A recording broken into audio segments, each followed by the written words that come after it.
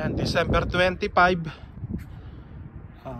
Mag-aalas 5 na ng hapon. O, ito Lexus na running flat yung kanyang goma sa unahan. O, ayan, ang kapal, oh. All-wheel drive to, 4. Yung pare-parehas na halos bago na goma niya.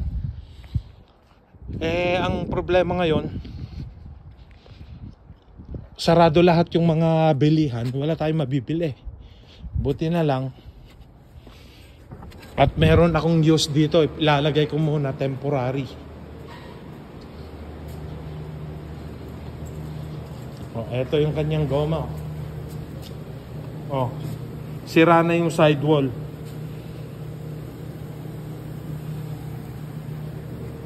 Pagbaklas ko nito ay sigurado sira na yung loob.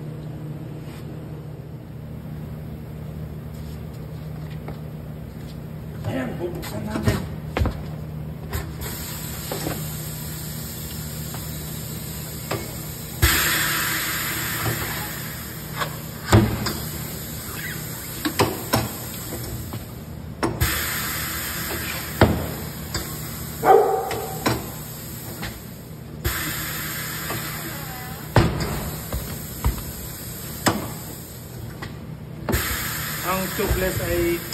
Ang tubeless tire ay pag flat, kailangan wag mo nang itatakbo.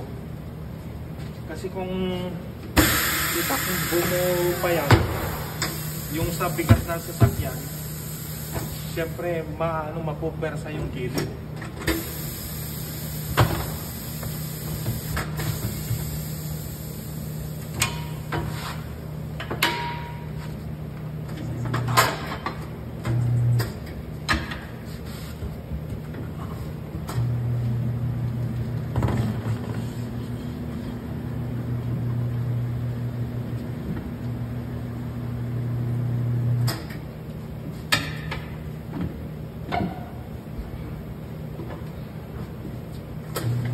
Kailangan dito sa Canada ay kailangan i-check mo mabuti yung hangin bago ka tatakbo, iikutan mo yung sakyan.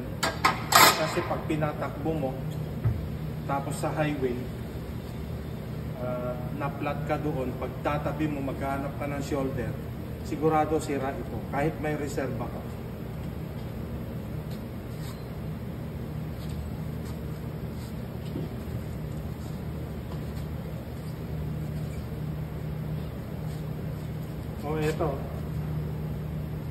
Eto.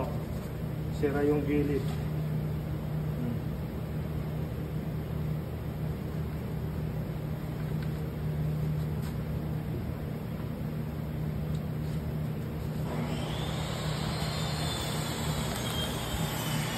Eto yung ano. Ayan, nasira na yung sidewall. Eto na yung mga ano. Sabi nung may-ari, malapit lang daw niya naramdaman na flat siya. Pero pagdating dito, ayan, sira na to. Garbage na ito. Eto, may sample ako ng tubeless tire. Eto yung loob. Ayan. Manipis lang kasi yung ano, yung parang interior na dinikit doon, ayan. Kaya pag tumakbo na flat, na walang hangin, masisira yung rubber dito sa loob. Ito yung pinaka-interior niya. Ayan. Kaya ito sira na siya. Ayan, nailagay na natin. Ito yung kanyang goma na sira.